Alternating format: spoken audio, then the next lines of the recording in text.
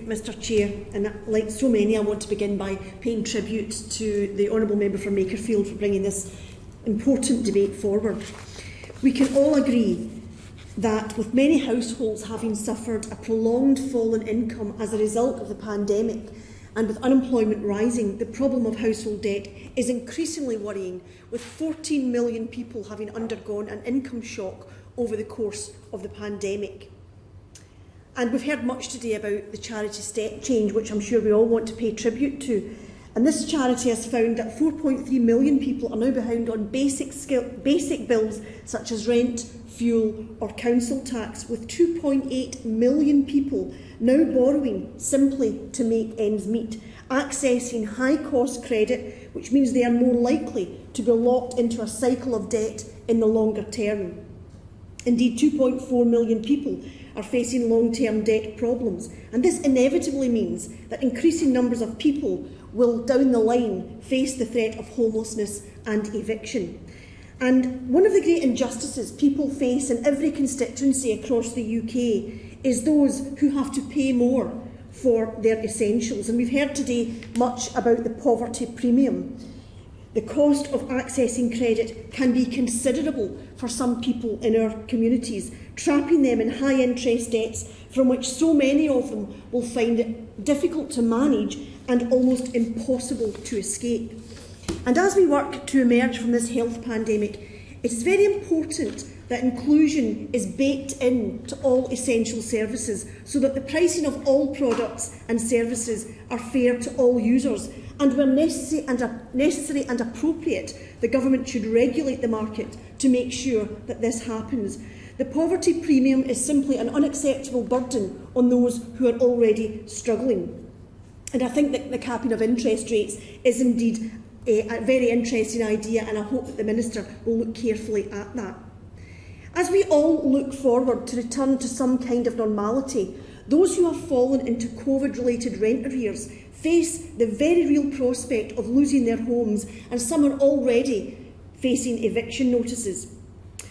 With household debt linked to COVID soaring to crisis levels, the Chief Executive of the debt charity StepChange has urged the Government to bring forward a long-term vision for those financially affected by the pandemic to avoid the real danger of lasting economic and social damage, which will deepen inequality and act as a drag on any economic recovery. If there is to be the kind of COVID recovery that we all want to see, then it must be a recovery for all of us.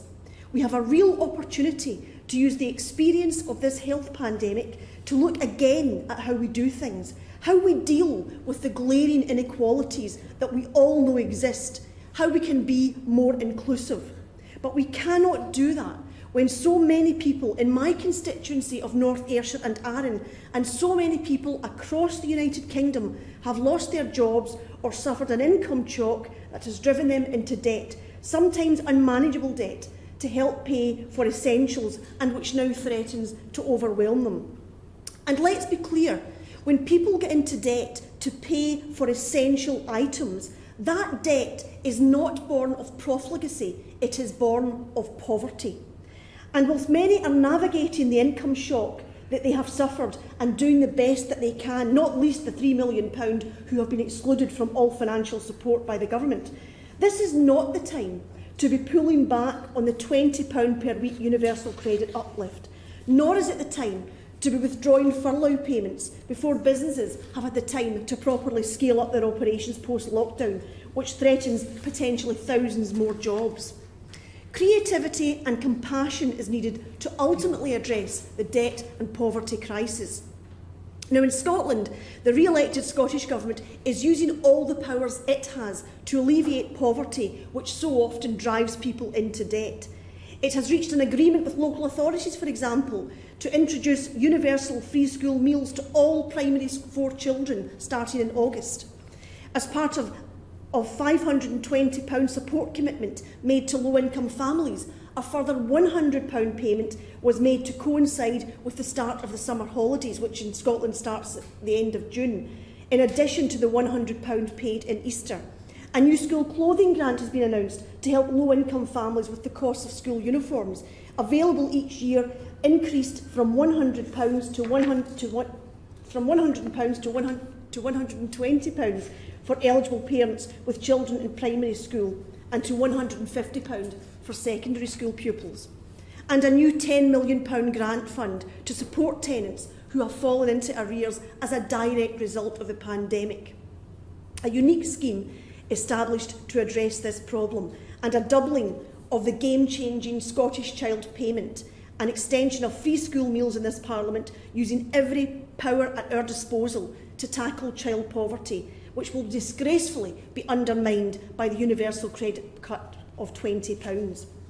This is the kind of creative response that we need to help hard-pressed families. And as the Scottish Government uses all the powers, all the limited powers it has to address these issues, how much more could the UK Government do with its control over a full gamut of powers to create a more equally and socially just society? Otherwise, if this does not happen, the substantial inequalities we currently see all around us will become even more marked, making our society less cohesive as a result. We are sitting as a society on a debt time bomb in every constituency across the UK. People are living with the constant worry about debt they simply cannot see a way clear to paying off, not because they've been profligate, not because they are living an enviable lifestyle, but because they have suffered an income shock through no fault of their own. But they still need to feed their children, they still need to consume energy, and they still need to pay for essentials. And it's important that support is put in place for such people.